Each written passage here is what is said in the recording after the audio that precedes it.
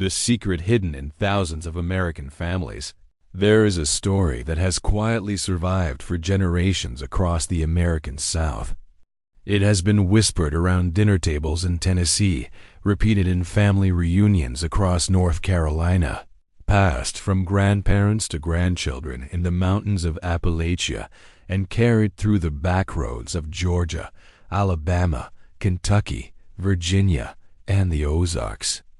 You have probably heard some version of it yourself. Somewhere in the family, there was a Cherokee ancestor. Sometimes it was a great-grandmother with striking cheekbones and dark hair. Sometimes it was a mysterious woman whose real name no one could remember. Sometimes it was simply an old family saying that no one ever questioned. Over time, the details faded, but the story never disappeared. For millions of Americans, it became part of their identity, passed down as naturally as a family surname. For decades, professional historians and genealogists responded to these stories with almost complete certainty. They argued that nearly all of them were myths. If your ancestor wasn't recorded in official tribal rolls, particularly the Dawes Rolls, then the story was dismissed as another example of family folklore. Thousands of people accepted that conclusion. They stopped searching. Old photographs were placed back into boxes, family Bibles returned to dusty shelves, and conversations about indigenous ancestry slowly disappeared. It seemed the mystery had finally been solved. But history has a remarkable habit of exposing certainty as temporary. Over the past 2 decades, a quiet revolution has taken place inside university laboratories, county archives, museums, and genealogical societies. It wasn't driven by conspiracy theories or sensational television shows. It was driven by evidence. Advances in historical research, ancient records, and modern genetics have forced experts to re-examine assumptions they once believed were settled forever. The result has been astonishing. Researchers are discovering that while many family stories became distorted over time, they were not always invented. In countless cases, they contained fragments of genuine history hidden beneath generations of misunderstanding. That realization changes everything. Because if the stories were not entirely false, then a far more interesting question begins to emerge. What exactly happened to the truth? Imagine living in America nearly 200 years ago. Your family suddenly finds itself caught between 2 worlds. Laws are changing, communities are disappearing. Governments are forcing entire nations from their ancestral lands. Simply being identified as indigenous could threaten your property, your legal rights, or even the future of your children. Faced with impossible choices, what would you do? For thousands of families, the answer was painfully simple. They remained silent. Some stopped speaking their ancestral language.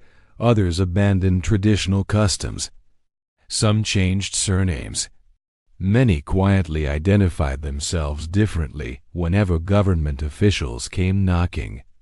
Parents protected their children by saying as little as possible, believing that forgotten history was safer than remembered history.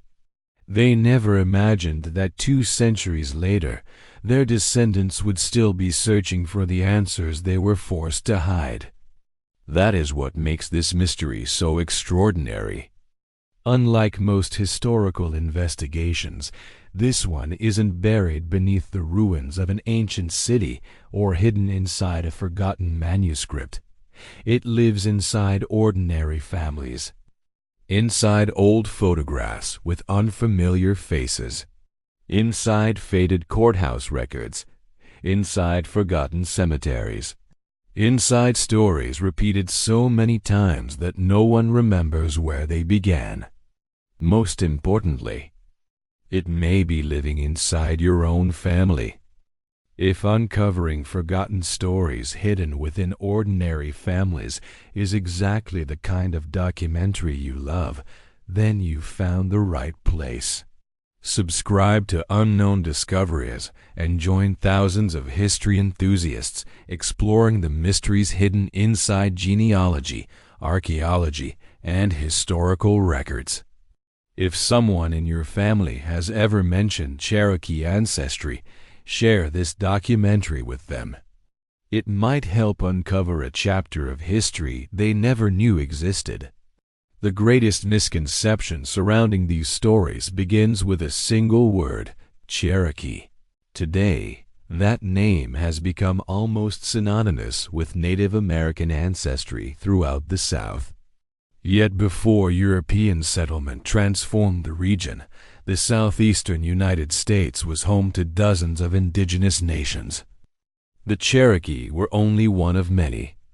The Chickasaw, Choctaw, Creek, Catawba, Yuchi, Saponi, Tutelo, Shawnee, Lumbee, and numerous smaller communities occupied these landscapes long before the first permanent European settlements appeared. They traded with one another, fought alongside one another, negotiated with colonial governments, and in many cases married European settlers who lived along the frontier. The history of the American South was never divided into separate worlds. It was shared. Entire communities grew where European and indigenous families lived side by side. Traders married native women. Farmers settled near tribal lands. Children inherited traditions from both parents. Long before the United States existed, family histories had already become deeply intertwined. Then came one of the darkest chapters in American history. The Indian Removal Act of 1830 changed everything. Within a few short years, thousands of Cherokee, Choctaw, Chickasaw, Creek, and Seminole families were forced from lands their ancestors had occupied for centuries. Entire communities were marched west toward what is now Oklahoma. Disease spread rapidly.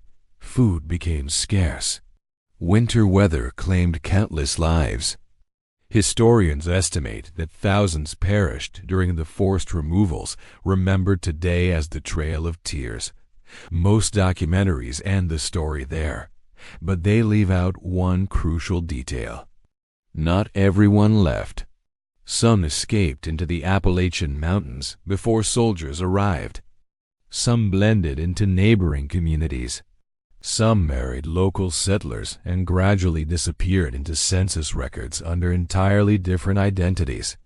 Others simply stopped speaking about who they had once been. For those families, silence became survival. For their children, survival became identity. For their grandchildren, identity became mystery. And for us, that mystery still remains. If your family has repeated the same story for generations, perhaps the question is no longer whether the story was true. Perhaps the real question is whether history has been asking the wrong question all along. Because before DNA, before tribal roles, before government records, there was one clue that almost every family overlooked. It wasn't hidden inside a laboratory. It wasn't buried beneath an archaeological site. It was hiding in plain sight. On the very land where your ancestors lived, the land remembered what people were forced to forget. History has an extraordinary way of hiding its greatest secrets in the places we least expect.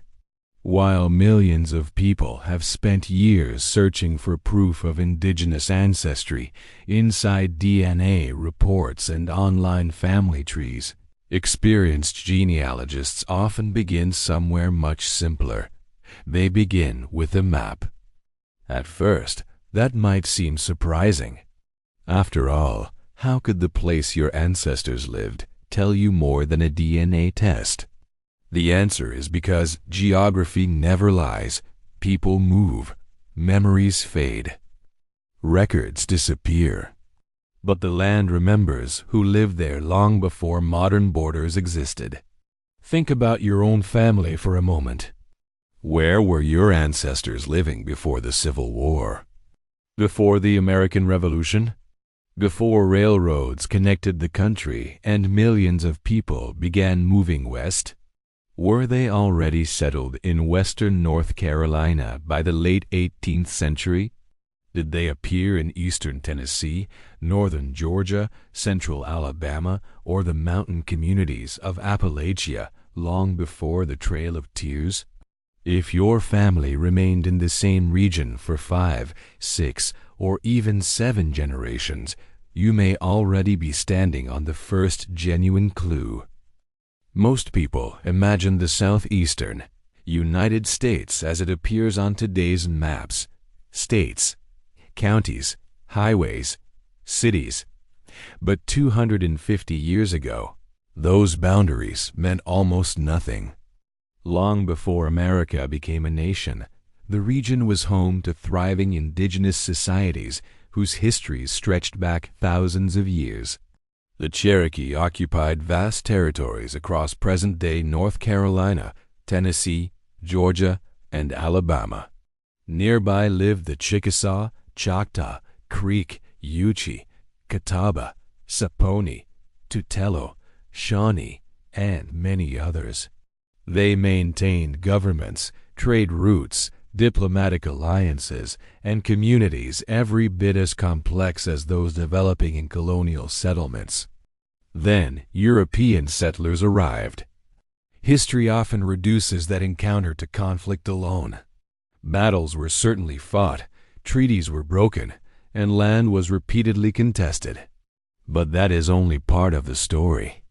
Along the frontier, another reality quietly unfolded. Scottish traders married Cherokee women.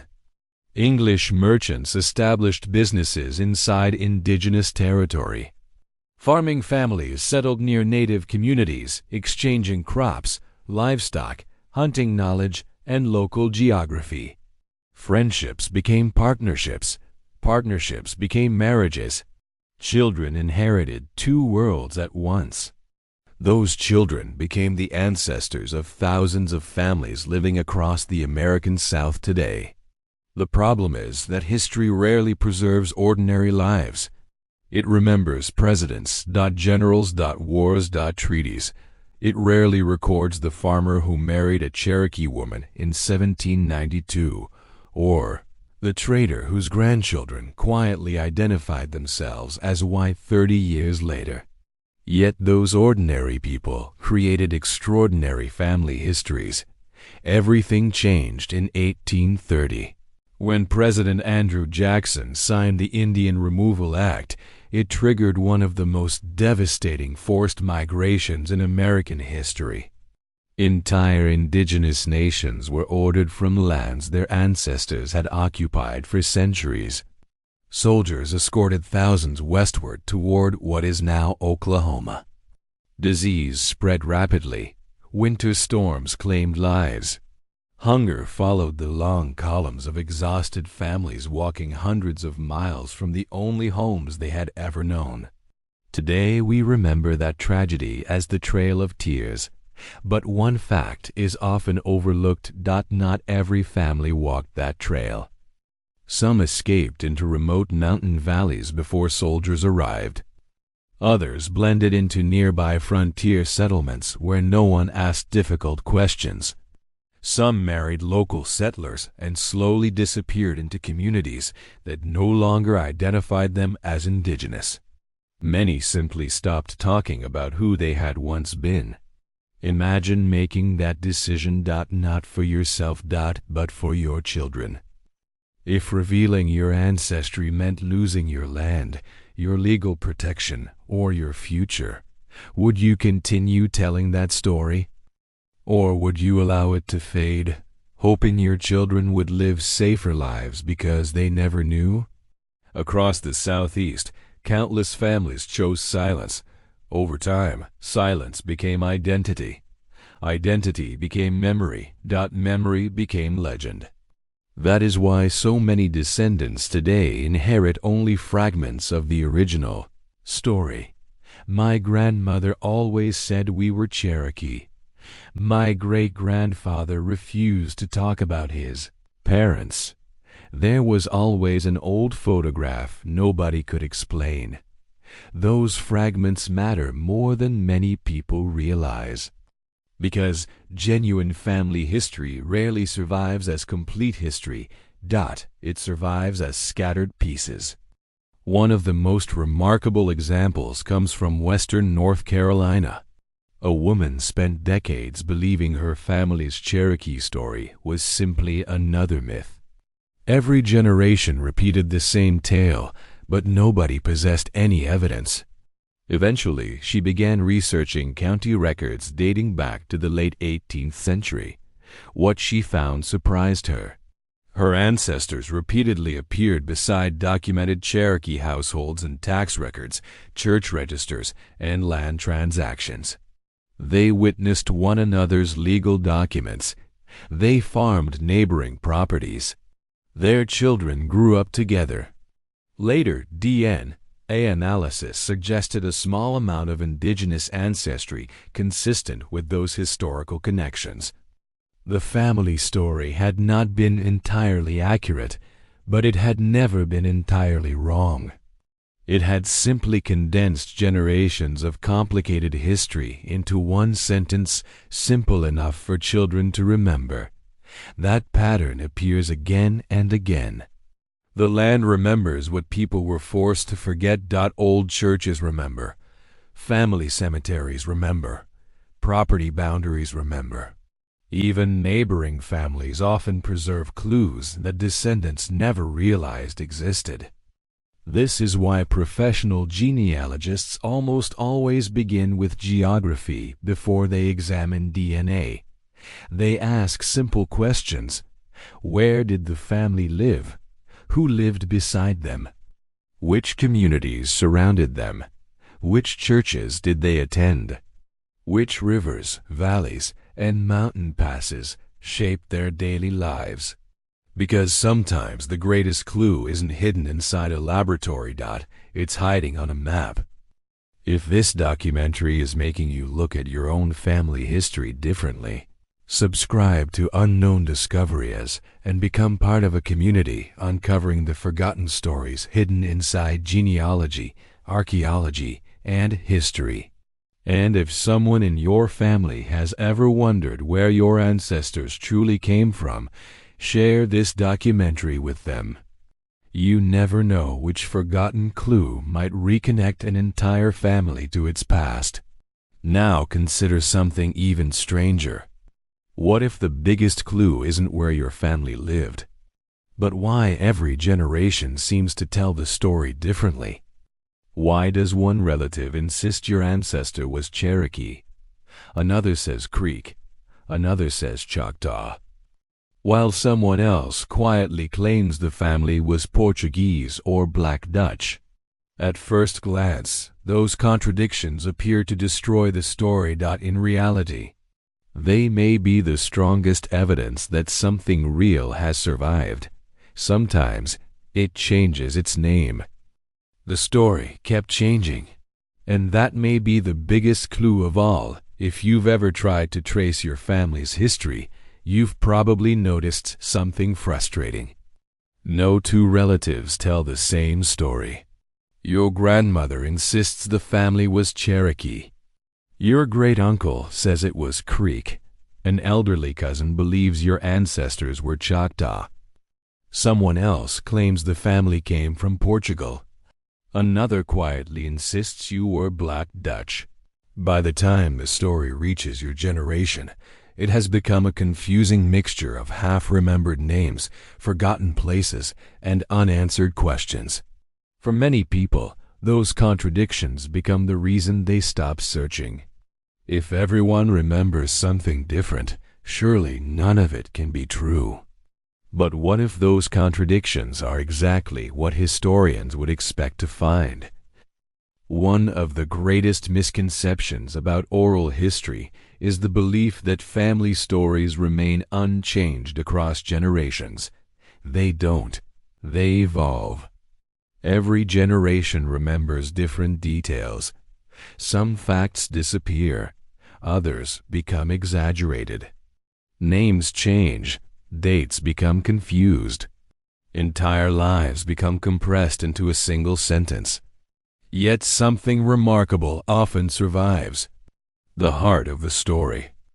Professional genealogists have noticed an unusual pattern while researching families throughout Appalachia and the American South. Families with genuine indigenous connections rarely preserve perfect history. Instead, they preserve fragments. The tribe may change from one generation to the next. The dates become uncertain. The names disappear. But the central idea remains astonishingly consistent. Someone in our family was native. That persistence matters far more than many people realize, because invented stories usually fade. Real memories survive, not because every detail is accurate, but because something important happened that people refused to forget. Imagine a young child growing up in Tennessee during the 1840s. Her grandmother knows exactly why the family stopped speaking its ancestral language. She remembers relatives who disappeared during removal. She remembers why certain names should never be mentioned outside the family. But how do you explain all of that to a child? You don't. You simply say, "Never forget where we came from." The child grows older. She repeats the story to her own children. Some details disappear. Her children remember only that their grandmother once mentioned Cherokee ancestry. Their children remember even less. By the time 2 centuries have passed, an entire chapter of family history has become one mysterious sentence repeated around kitchen tables. That is not unusual. It is exactly how oral history survives. One of the most fascinating discoveries researchers continue making is that many families didn't just lose details through time. They deliberately changed them. Throughout the 19th century, openly identifying as Indigenous could expose families to discrimination, legal restrictions, property disputes, and social prejudice. Communities learned very quickly that sometimes survival depended upon becoming someone else. Across parts of North Carolina and Virginia, some families began describing themselves as Portuguese. In Appalachia, others adopted the term Black Dutch. Elsewhere, Spanish ancestry became the preferred explanation. These identities often had little to do with actual ancestry. They served another purpose: protection.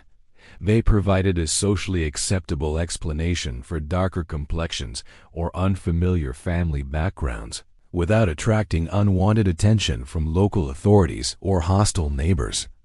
Generations later, descendants inherited the cover story without ever knowing why it had been created. Eventually, the original explanation disappeared altogether. Only the mystery remained. That is why experienced genealogists rarely dismiss inconsistent family traditions. Instead, they ask a very different question. Why has this story survived for 200 years if there was nothing behind it?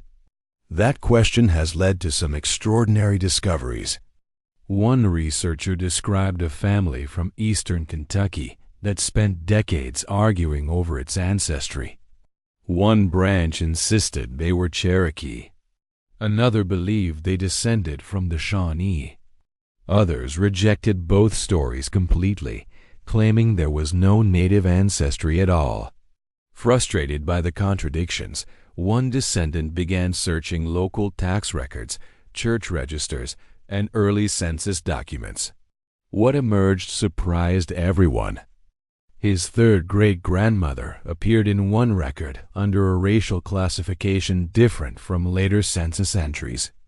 As the years passed, official documents gradually identified the family differently until By the mid-19th century, they were consistently recorded as white. The paperwork had changed. The family's identity had changed. Yet the oral tradition had quietly preserved the memory that something significant had happened. Not perfectly, but faithfully enough for future generations to keep asking questions. Another family from South Carolina believed they were Portuguese for over a century. It was only after combining church records, land deeds, and modern genetic genealogy that researchers discovered the Portuguese story had almost certainly originated as a protective identity during a period when openly identifying as native carried enormous social consequences. The explanation had changed. The history had not. Stories like these remind us of something deeply important. Genealogy is rarely about discovering one dramatic document hidden inside an old courthouse. Instead, it resembles assembling a puzzle whose pieces have been scattered across 2 centuries. One piece comes from family memory. Another comes from a census. Another from a marriage record, a land deed, a military file, a church register, an old cemetery, a faded photograph. Individually, none of them tells the complete story. Together, they begin revealing a history no single document could ever explain. This is why professional genealogists never rely upon one source. They compare everything. Every surname, every witness listed on a marriage certificate, every neighboring household, every unexplained move from one county to another, every silence inside the family narrative. Because history often hides inside the smallest details. And sometimes, the smallest detail changes everything. If you've reached this point in the documentary, you've probably begun thinking about your own family differently. If uncovering forgotten history through real evidence is exactly why you watch documentaries like this, subscribe to Unknown Discoveries. Every week, we explore hidden stories buried inside genealogy, archaeology, and history. And if someone in your family has ever wondered whether an old ancestry story might be true, share this documentary with them. Together, you may discover clues your family overlooked for generations. Now we're about to reach the point where family stories meet something far more powerful: official government records. Because while memories can change, paper often remembers what people tried to forget. The next clue isn't hidden inside a photograph. It isn't preserved inside family tradition. It's waiting inside courthouse archives, old census books, forgotten tax records, and one government document that has changed thousands of family histories forever. The records that history couldn't hide. Every family story eventually reaches the same moment. The point where memory is no longer enough. Perhaps your grandmother insisted there was Cherokee ancestry. Maybe your grandfather refused to discuss his childhood. Maybe there was an old photograph everyone recognized but no one could identify. Family stories are powerful because they preserve emotion, but eventually every serious investigation arrives at this same crossroads. You have to leave the family living room and enter the archives. This is where most people give up. Not because the truth is impossible to find, but because historical records rarely tell their stories in a straightforward way. They speak in fragments: a faded census page, a marriage license with unfamiliar names, a land deed signed by people you've never heard of, a church register hidden in a county archive. Individually, they appear insignificant. Together, they can completely rewrite a family's history. Professional genealogists often say that history never truly disappears. It simply changes addresses. One of the biggest surprises for first-time researchers is discovering just how unreliable official records can be. We tend to imagine government documents as perfect records of the past, but the reality is very different. During the 18th and 19th centuries, census takers frequently relied on observation rather than documentation. They judged people by appearance, local reputation, or whatever information happened to be available on the day they visited a household. That meant the same person could appear under completely different racial classifications across multiple censuses without ever changing who they actually were. A woman described as Indian in one county might later appear as mulatto after moving only a short distance. A family listed as free person of color could later appear as white after relocating to another community. Children who inherited exactly the same ancestry as their parents often found themselves classified differently simply because another census official made a different decision. At first glance, these records appear contradictory. To experienced genealogists, they reveal something far more interesting. They reveal adaptation. Imagine living in North Carolina during the years leading up to the Trail of Tears. Pressure on indigenous communities is increasing. Families are disappearing from neighboring counties. Soldiers are arriving more frequently. Rumors spread faster than facts. Under those circumstances, many families made decisions that would shape every generation that followed. Some moved only a few miles away. Others changed the spelling of their surname. Some stopped identifying themselves publicly as native. Others simply allowed government officials to record them however they wished, believing it was safer not to correct them. Those decisions still echo through historical records today. Genealogists have a name for this phenomenon. They call it documentary discontinuity. It sounds complicated, but the concept is remarkably simple. A family appears consistently in one location before the 1830s. Then, almost without explanation, something changes. They disappear from one county and reappear in another. Their racial classification changes, their neighbors change. Even the spelling of their surname may shift. To someone unfamiliar with genealogy, these appear to be unrelated coincidences. But when viewed together, they form a recognizable historical pattern. Not proof, but direction. History is quietly pointing the researcher toward the next clue. One remarkable case involved a family from eastern Tennessee whose ancestors had lived beside documented Cherokee households throughout the early 19th century. Tax records repeatedly placed both families on neighboring properties. Church records listed them attending the same congregation. Then, shortly after removal began, they vanished from local records altogether. 5 years later, they appeared in another county. The surname had changed slightly. The family was now recorded as white. Nothing else seemed unusual. Until researchers noticed that several neighboring households had made exactly the same journey during the same period. Entire communities had moved together, not because they were chasing opportunity, because they were escaping uncertainty. That discovery transformed what initially appeared to be an ordinary relocation into evidence of a much larger historical event. Another pattern appears repeatedly throughout southeastern records: women.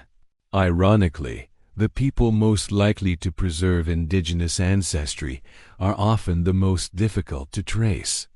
Before the mid-19th century, women frequently disappeared behind their husbands' identities.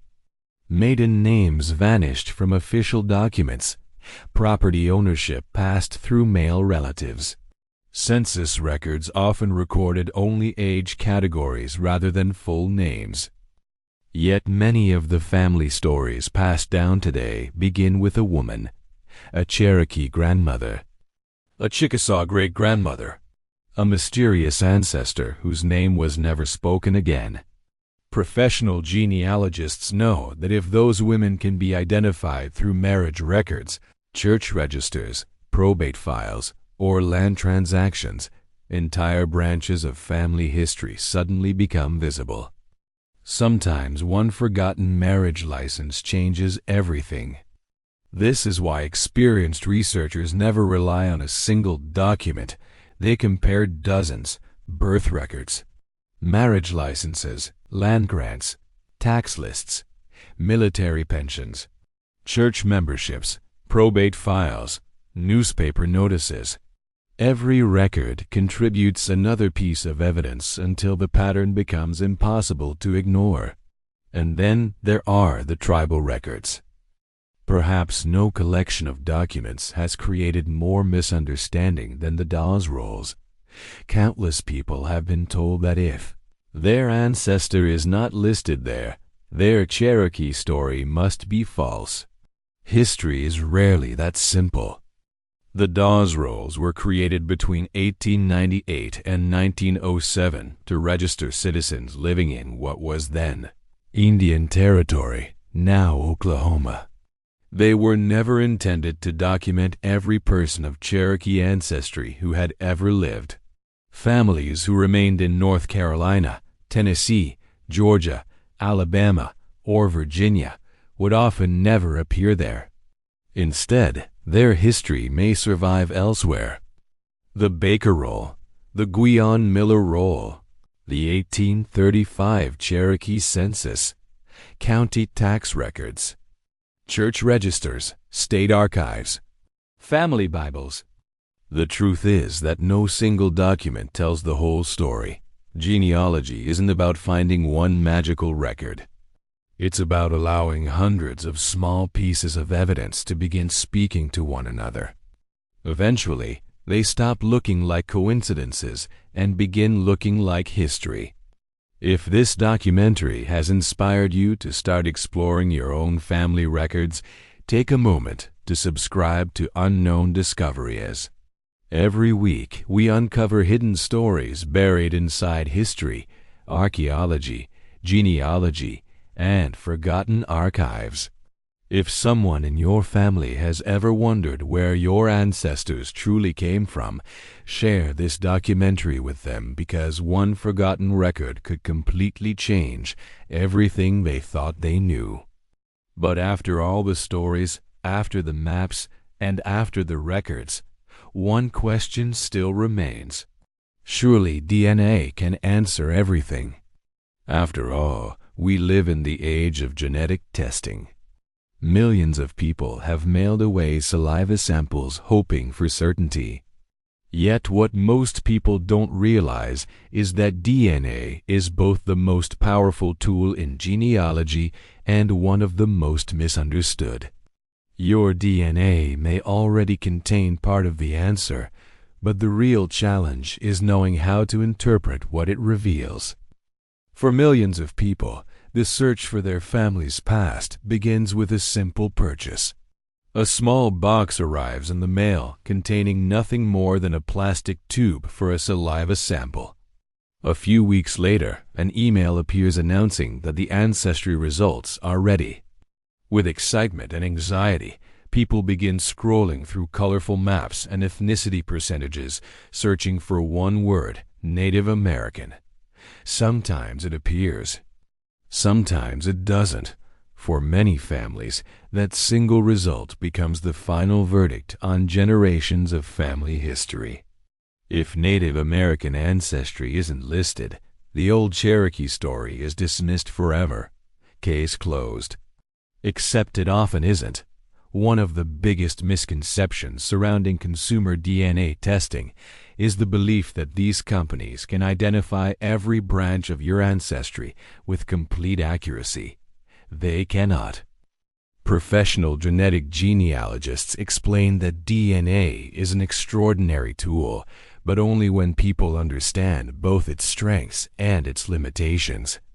Commercial DNA companies compare your genetic markers to modern living reference populations, not to ancient Cherokee genomes. That difference changes everything. For many Western indigenous communities, relatively large reference populations still exist because those communities remained more geographically connected and genetically distinct. Their DNA is therefore easier for testing companies to recognize. The eastern United States tells a very different story. For more than 3 centuries, eastern indigenous communities experienced forced removal, disease, intermarriage, assimilation, and displacement. Entire communities scattered across different states, families blended with European settlers, African Americans, and neighboring indigenous nations, while others deliberately concealed their identity for survival. As a result, their genetic signatures became increasingly difficult for commercial databases to separate into neat categories. That means one family may receive a measurable indigenous percentage, while another with a remarkably similar history may receive none at all. Not because the ancestry is absent, but because the available reference data has limits. That is why experienced researchers never allow a single ethnicity estimate to end an investigation. DNA is evidence, but it is never the final verdict. Imagine your family has lived in western North Carolina since the late 18th century. Land deeds place your ancestors beside documented Cherokee households.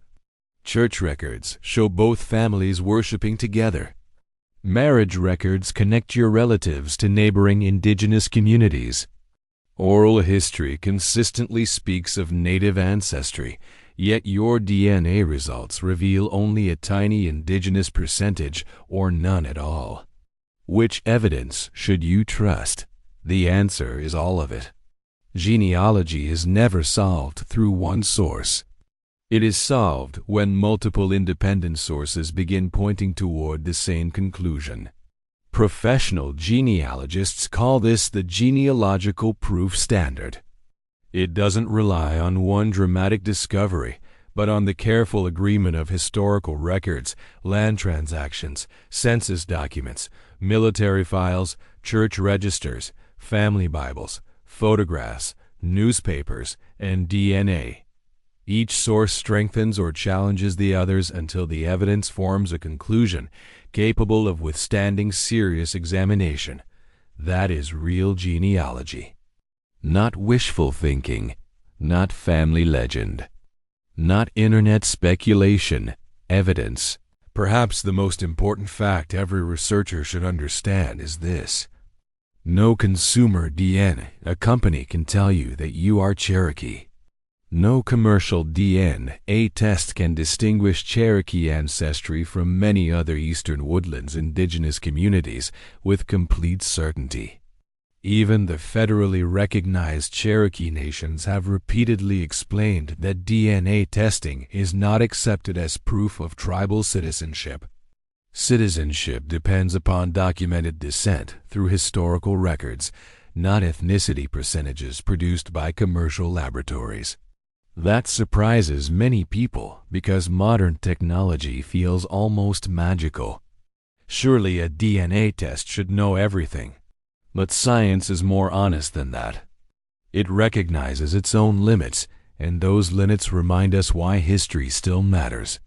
Your ancestors were more than percentages on a screen. They were real people who loved, worked, raised children, crossed mountains, built homes, and faced impossible decisions. Some remained with their communities. Others chose to hide. Some walked the trail of tears. Others disappeared quietly into Appalachian valleys where future generations would remember only fragments of their story.